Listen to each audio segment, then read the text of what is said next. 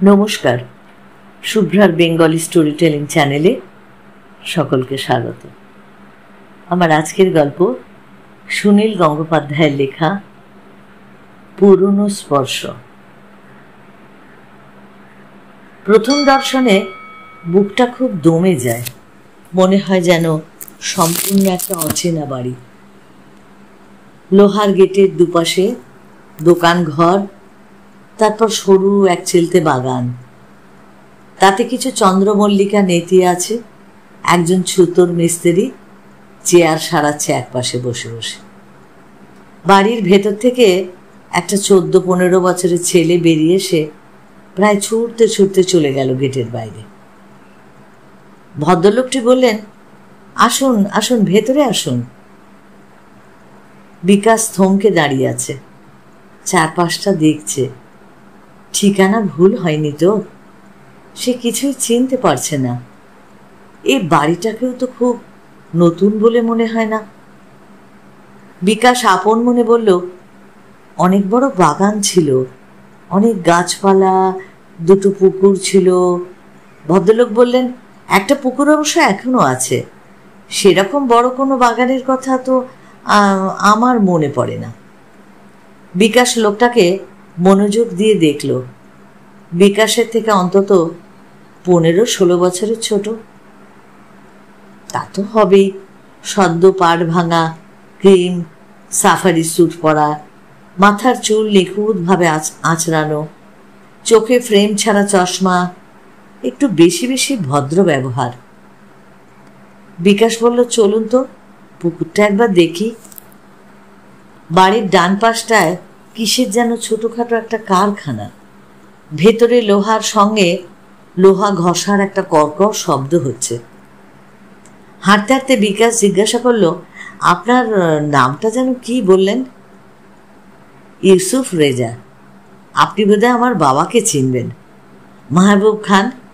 10 বছর আগে তার ইন্তেকাল হয়েছে। তিনি কলকাতায় থাকতেন। তিনি এই বাড়ি, অনেক কাল আগেকার কথা। আমারও ভালো মনে নেই সেসব কথা, কিন্তু কি জানেন, এই বাড়ির ছবি আমার চোখে যেন জল করত। গোলাপ বাগান, আম বাগান, একটা দোতলা বাড়ি, একটা পেয়ারা গাছের ডাল ভেঙে আমি পড়ে গেছিলাম। সেসব কিন্তু কিছুই মিলছে না। অনেক কিছুই বদল হয়ে গেছে। বেশ কিছু জমি বিক্রি করে দেয়া হয়েছে। আমার আব্দুরা ছিলেন 3 ভাই। আপনি কলকাতায় আসেন না? 72-তে একবার গেছিলাম, তাও 2-3 দিনের জন্য। আমি ঢাকা থেকে এলাম প্রায় 30 বছর বাদে। এত কাছে, কলকাতা থেকে প্লেনে মাত্র আধ ঘন্টা লাগে। ইচ্ছে করলেই তো আসা যায়, কিন্তু তবু আসা হয়নি। আপনি হোটেলে উঠেছেন, ইচ্ছা করলে কিন্তু এখানে এসেও থাকতে পারেন। একটা গেস্ট রুম আছে আমাদের বাড়িতে। এটা আপনার বাড়িও বলে মনে করতে পারেন। না, ধন্যবাদ ধন্যবাদ। আমি এসেছি অফিসের কাজে। হোটেলে আমার সঙ্গে আরও 2জন কলিগ আছেন। আমার খুব শখ ছিল যে জন্ম ভিটেটা একবার দেখে আসব। এখানে জন্মেছি, খেলা করেছি। রেজা সাহেব, আপনার কলকাতার বাড়িটা দেখতে ইচ্ছা করে না? আমি তো কলকাতায় জন্মাইনি, আমার জন্মতেই ঢাকা শহরেই। শুনেছি কলকাতায় আমাদের প্রপার্টি ছিল। আমার বাপ দাদারা কোনো হিন্দু ভদ্রলোকের সঙ্গে এক্সচেঞ্জ করেছিলেন। আমাদেরও ঢাকায় বিরাট প্রপার্টি ছিল। 51বর্তী পরিবার তো। হঠাৎ কথা থামিয়ে বিকাশ প্রায় চিৎকার করে উঠল, আরে এই তো সেই পুকুরটা।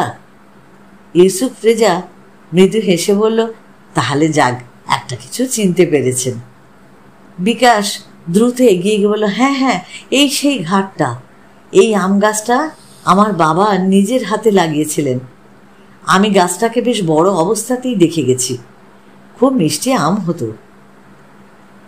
এটা বোধহয় তাহলে সেই গাছটা নয়, কারণ এই গাছের আম না বেশ টক। ও তাই নাকি? সেই গাছটা নয়, তার জায়গায় অন্য গাছে হয়েছে, কিন্তু টক আম হবে কেন? আমি দাদা আম ঠাম খাই না, আমের মর্মও বুঝি না। এই পুকুরে আমি সাঁতার শিখেছি, এখানে মাছ ধরেছি কত, বড় বড় কালবোস মাছ ছিল।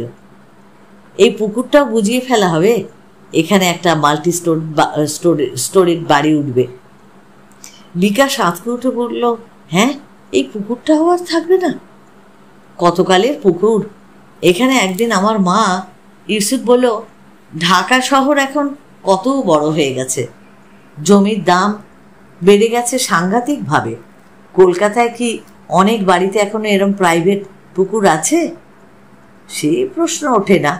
আপনারা যদি ঢাকায় থাকতেন তাহলে আপনারাও এখন হয়তো এই পুকুর বুঝিয়ে বাড়ি তুলতেন।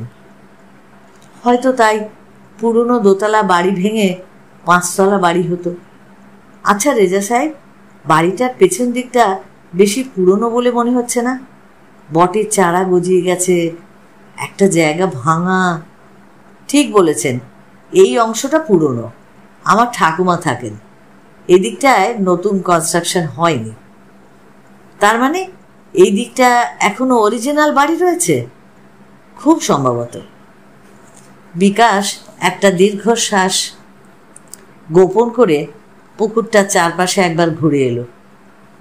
তার বাল্যকালের স্মৃতিতে পুকুরটাকে যেন আরো অনেক বড় মনে হতো। এখন আর সেরকম কিছু লাগছে না।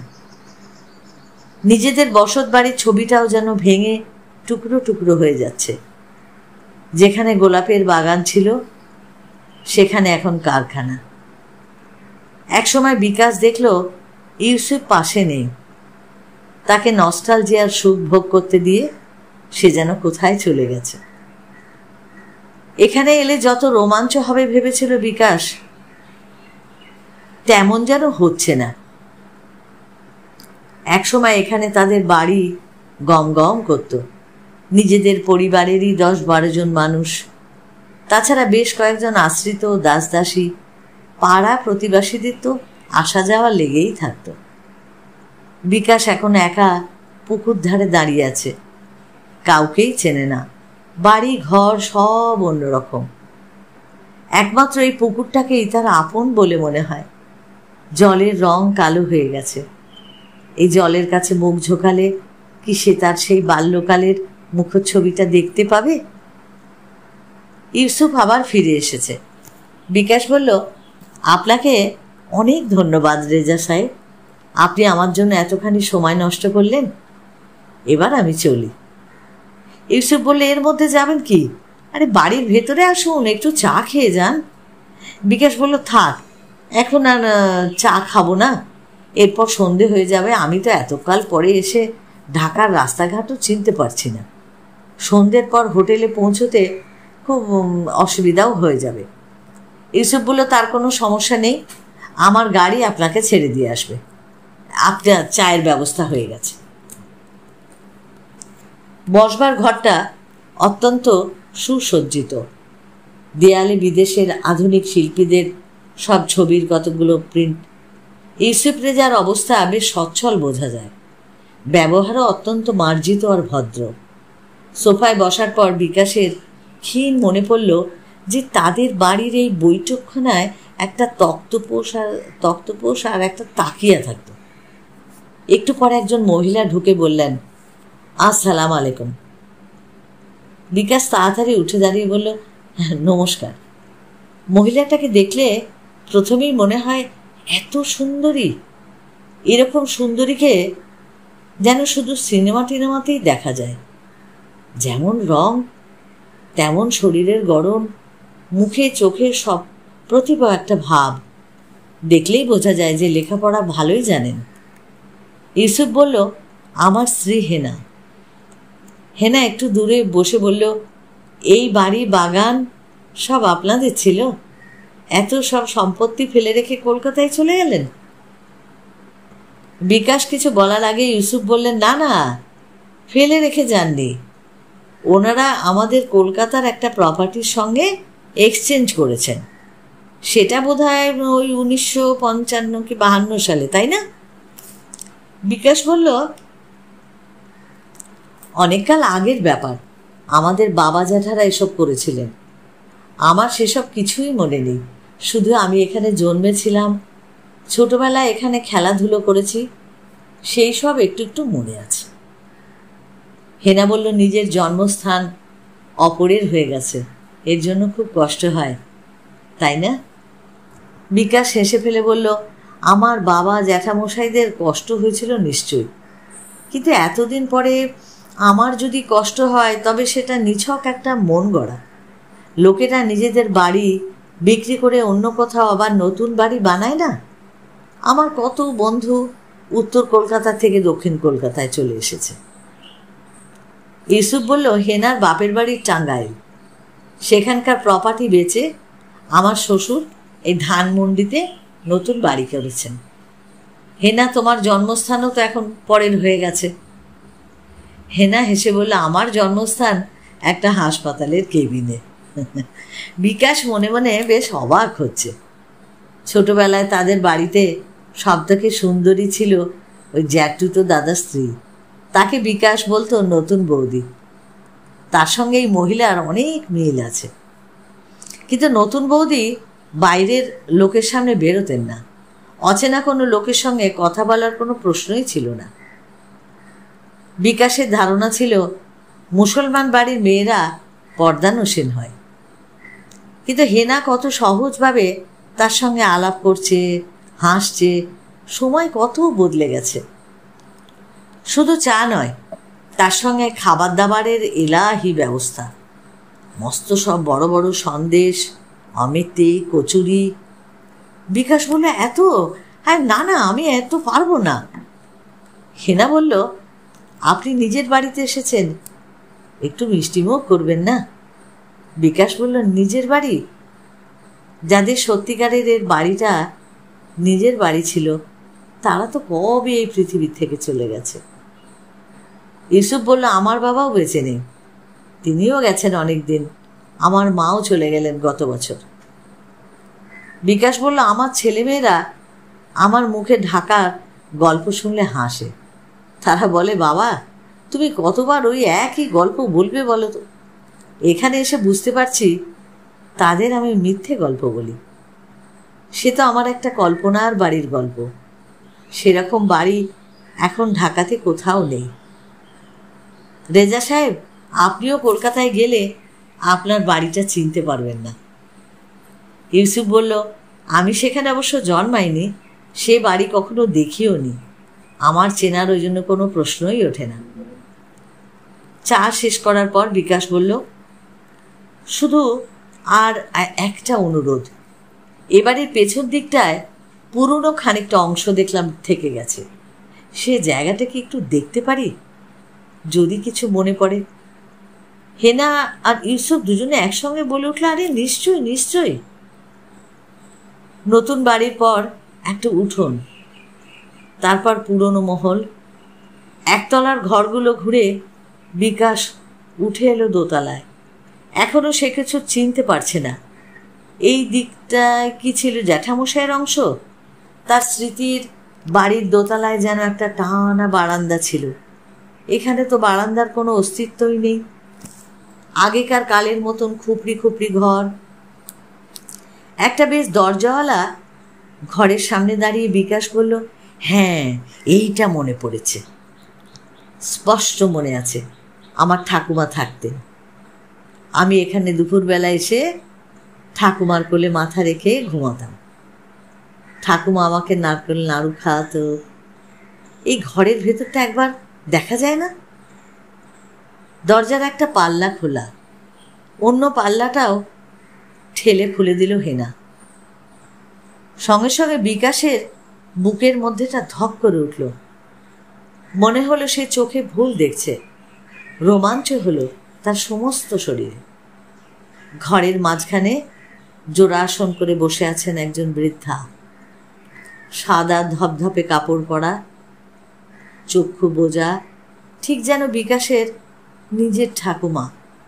ওইভাবে বসে ঠাকুমা প্রত্যেক সন্ধেবেলা পূজা আহ্নিক করতেন।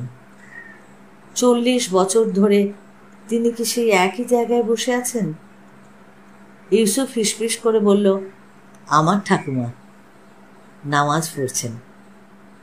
এখন আর হাঁটু গেড়ে বসতে পারেন না, তবে স্মৃতিশক্তি খুব ভালো আছে, সবাইকে চিনতে পারেন। বিকাশ জিজ্ঞাসা করলো, আমায় চিনতে পারবেন? ইউসুফ আর হেনা কোনো উত্তর দিল না। বিকাশের মনে হলো সে যদি এখন ওই বৃদ্ধার পাশে গিয়ে বসে পড়ে তাহলে উনি তার মাথায় হাত বুলিয়ে দেবেন, পুরনো স্নেহের স্পর্শে বিকাশের শরীর জুড়িয়ে যাবে। ওই বৃদ্ধা তাকে আদর করতে করতে জিজ্ঞাসা করবেন, এতদিন পরে এলি, তুই কেমন আছিস রে বিকাশ?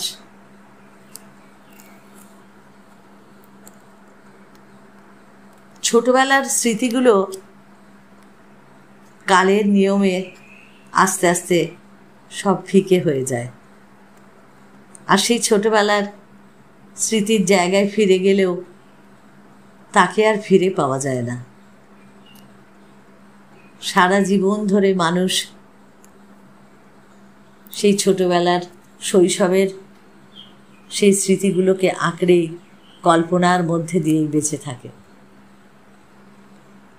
এই গল্পটা যদি তোমাদের ভালো লাগে তাহলে তোমরা অবশ্যই লাইক করো, প্রিয়জনকে শেয়ার করো। আর যারা এখনও সাবস্ক্রাইব করোনি, নতুন, তারা অবশ্যই সাবস্ক্রাইব করে প্লিজ প্লিজ একটু আমার পাশে থেকো। সকলে ভালো থেকো, অপেক্ষায় থেকো আমার পরবর্তী গল্পের জন্য।